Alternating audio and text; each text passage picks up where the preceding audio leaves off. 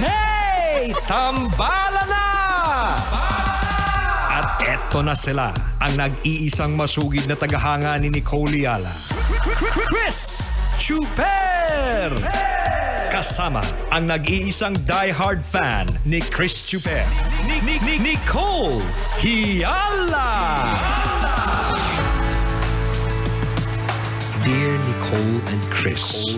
Dear Nicole and Chris. Dear Nicole and Chris. Dear Nicole and Chris. Magandang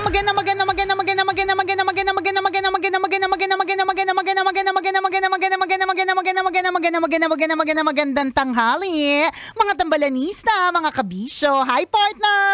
Hi, partner! Ilagay ang kanang kamay sa kaliwang dibdib. At sumayaw ng Ikembot. Spaghetting pababa. Nakakaloka, no? Alam mo, partner, malalaman mo talagang edad ng mga tao depende sa reference. Oh. Diba? Sa songs. Song reference, yes. Spaghetting pababa. Alam mo yun? Ikembot ay sa'yo, mas luma sa'yo. Oo, diba? Ganun, totoo, malalaman mo talaga. Kailan ba nung isang araw? Paano ba yun? Nag-photoshoot kami nung isang araw. Tapos, yung sabi sa akin ng asawa ko, grabe kamukha mo si Julia. Tapos sabi ko, grabe naman si Julia porque patok na patok yung pelikula niyang Unhappy for You, si Julia Barreto. Sabi niya, tanga, sabi niya. Julia Roberts. Sabi ko, ganun ba? Sorry. Sabi ko, at least pang malakasan. Pero sabi ko sa kanya, grabe ang tanda ng reference mo, ha? Sabi ko sa kanya. Tapos sabi niya sa akin, bakit bata ka? Matanda ka rin naman, ha? So ang reference ko, mas matanda, di ba? Pero totoo, di ba? Malalaman mo talaga yung edad ng tao base sa sa information na alam niya. Correct. So sa reference niya, so pag halimbawa, yung kasabi ni partner, ilagay ang kanang kamay sa kaliwang balikat at sumayaw ng, di ba? Di ba? Ang sasabihin ko pa nga na, cha-cha-cha, chara-cha-cha-cha-cha. Yung pa sana sasabihin ko. Hindi ko wala naisip yung mga latest na mga TikTok dance craze, na mga, yung tiramisu cake. Ano ba parang tiramisu? Naging kanta pa yung tiramisu. Yung gano'n, hindi man lang gano'n yung reference ko. Yung reference ko talaga is spaghetting pababa. Minsan, actually kadalasan, yung mga reference na sinasabi natin minsan, may part doon ng judgment mula sa ibang tao. Oo, totoo. At hindi may iwasan. Na parang, talaga? Kasi kung tutusin part, yung unang sex bomb is spaghetting pababa, throwback na din sila. Oo, talaga 20 siya. plus years ago. Yung mga fan yung mga bata na mga fan ng sex bomb doon, ng kasikatan na spaghetting pababa. Yan. May mga asawa na po sila ngayon. Kung wala dati pa elementary pa sila. Tama, 'di ba? Kung wala pa dapat meron na. O kaya baka iba may apo na. So totoo. Kung wala pa baka dapat marami ka ng ginawa o kaya naanakan ka na, mga ganon. Dapat kung wala talaga. Hindi naanakan ka na. kung wala talaga dapat meron ka lang at least kamot, 'di ba? Kamot sa tiyan, ganon. So ibig sabihin ganun na siya kaluma. Ganun na siya kaluma, pero masaya pa rin siya. At alam niyo po, i-share lang namin sa'yo. Meron po kami bagong programa dito sa Love Radio entitled Love Jam. Yes, at naabangan nyo tuwing kailan? Tuwing Saturday, 6 to 9 p.m. Wala pong DJ to, wala pong mag-iingay.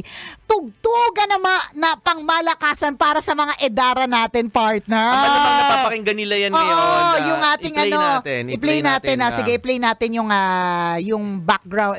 Tawag doon, yung promotion plug. Yan. Yes. Netong Love Jam na to. Excited na excited kami. Wala kaming pake kahit luma yung reference namin. Basta itong mga kantang to nagpapasaya sa amin. Bakit? Walang basagan ng trip, di ba? Eto, pakinggan nyo mga kaibigan, ha? Your Saturday night just got better. Okay, napapasayaw na agad. Ano ba yan? Alamang steps. Travel back di ba? Nako, Disco Days. Ganda niyan. Pak na pak. Alam mo steps niya. Stars, for alam sure. mo yan. High School Days. Ito favorite ko. Don't start. 80s and more. Nako. Ito favorite ko rin to, partner. Lahat na lang, no? Jam. wants to rule the world. Oh. Diba? O naman. At ang voice-over namin dyan, ako, certified din, di ba? Na nung panahon niya, hitmaker. Charot. Kaya nga nagpresenta ang guest natin. Ako magbo-VO niya. Correct. Kasi panahon natin yes, di ba? Alam mo nga kahapon, nung isang araw, nung pinarinig niya sa akin, partner, sabi ko nga sa'yo, promotion pa lang ng Love Jam. Ang saya na ng puso ko. Yun yung sinasabi natin. Kasi ito yung mga reference songs mo. Ito yung reference songs. Na kapag halimbawa, partner, yung malalaman mo talaga. For example, a few weeks ago, pumunta kami sa isang comedy bar. Tapos, dun sa comedy bar na yon, dahil yung isa kong kasama, sobrang yayamanin, nagbigay ng pera. So, dahil nagbigay siya ng pera dun sa mga komedyante, syempre, ang automatic na reaction nila would be, ang basic na reaction nila would be, ano pong gusto ninyong kantahin namin? Diba? Bibigay na tayo, syempre. Syempre, kahit diba? Ano, bibigay namin sa'yo, binigyan mo ko yung pera eh. Sa true, nangyari? partner, yung yung certified na magagaling kumanta dun sa, kasi minsan komedyante lang.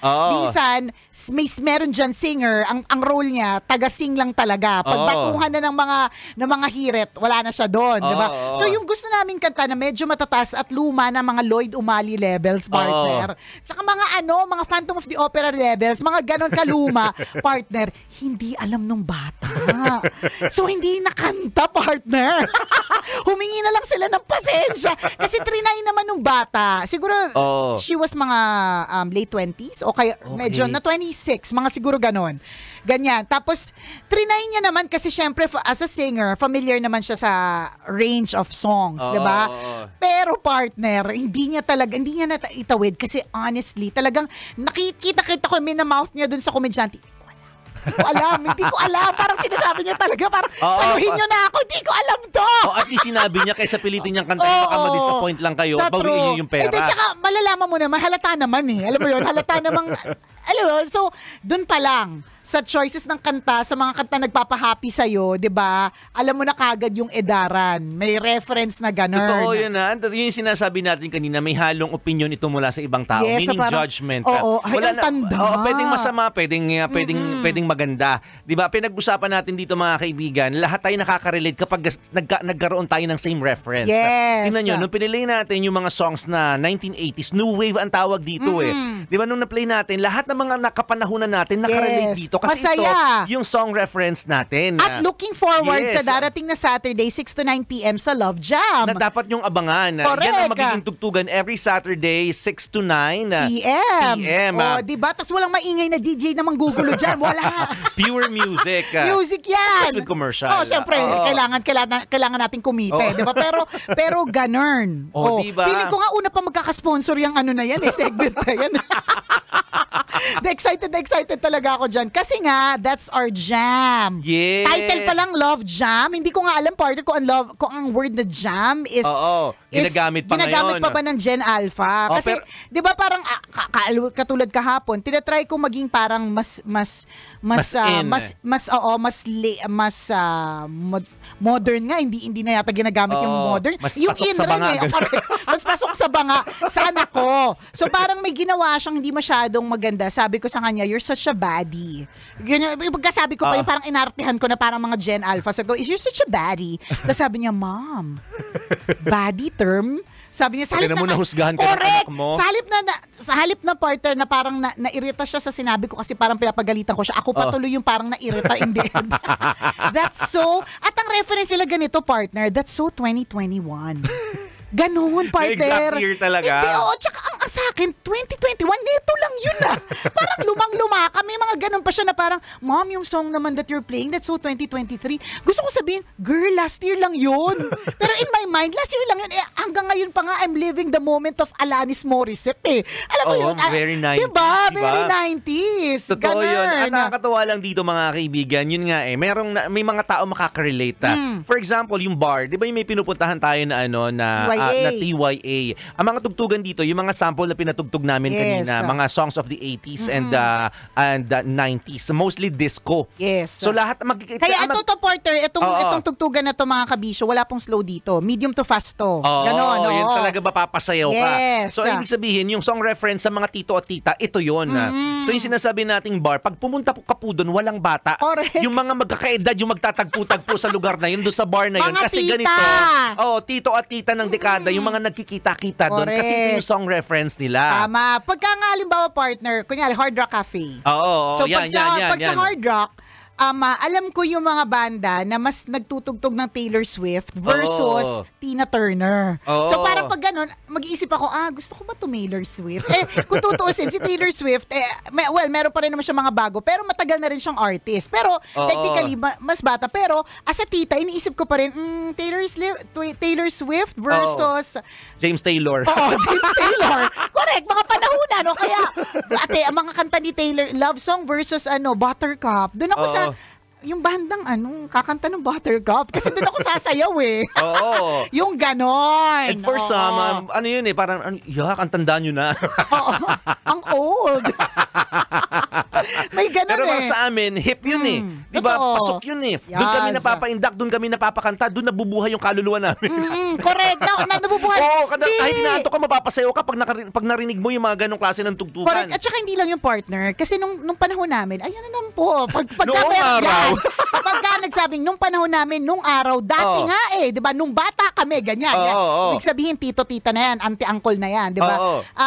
Nung mga panahon na yan, partner, talagang kaya mo nasabi, partner, na parang mapapainda ka, mapapasayaw ka, mapapa-feel good ka. Kasi nung mga time na yun lang ang music, ang radio lang ang source of entertainment. Yes, wala nang iba. Wala nang iba. TV, pero yung music is mostly radio. Yes, ganon. So lahat ng tao may radyo dati, 'di ba? So ngayon kasi varied na yung sources of entertainment May mga hindi nakikinig ng music pero wagas mag-TikTok, 'di ba? May mga ganon which it's the world today. Kung iba't iba na talaga. Ganon. Kaya kami parang feel namin kasi ito this is our jam, this is our thing. Ito yung nagpa-happy sa amin. Kung ngayon ang nagtatawid sa inyo ay yung mga kung ano man yung mga games na nilalaro ninyo or whatever it is, 'di ba? Nang hirap sabayan. Oo, na mahirap sabayan. Sa totoo lang, minsan may mga pinapagawa sa amin yung digital team namin ng mga parang pang Gen Z na na content. Di ko nagigets. Paano ba yun? Tapos sasabihin nila, ang dami pong natatawa dito ng mga Gen Z talaga. Sabi ko, paano? Alin? Yung hindi namin nag-gets yung essence. Correct.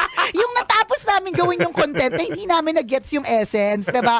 Pero kasi yun nga, you have so much sources of entertainment and information. Kami kasi, yun lang. So, kung kayo, tinatawid kayo ng mga games ninyo, tinatawid kayo ng kung anong apps or whatever, ang nagtawid sa amin during our bad times, bad days, and heartbreaks, radio. Yes. Music coming from the radio at yun yung tugtugan. Diba? Totoo yan. Ipasok natin dito yung #respect. Huwag Yes. kayo Huwag nyo kaming kung ito yung mga binabanggit namin mga kanta, ito yung mga kilalang singers na meron kami. Speaking of or reference, ito recently na sabi ko, ibabanggitin ko to sa ere. Di ba recently meron tayong bisita si Chris? So si Chris medyo kaidara natin. Chris Chu? Oo, hindi siya.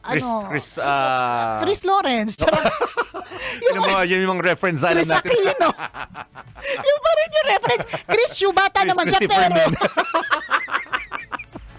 Diba? Christopher De Leon. Diba alam natin lumalabas talaga sa bibig. Nag-iisip ako ng influencer na pangalan na Chris.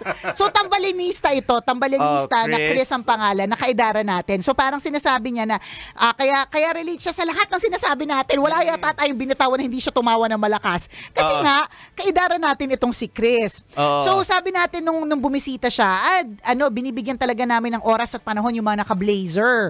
Kasi pag naka-blazer, talagang ibig sabihin pang malakasan. So nung minsan nag-message siya sa akin, so sabi niya yung napag-usapan namin tungkol sa blazer. Ang sabi niya sa akin, alam mo, sports coat naman. Ay, totoo ba sports coat na ba yung tawag?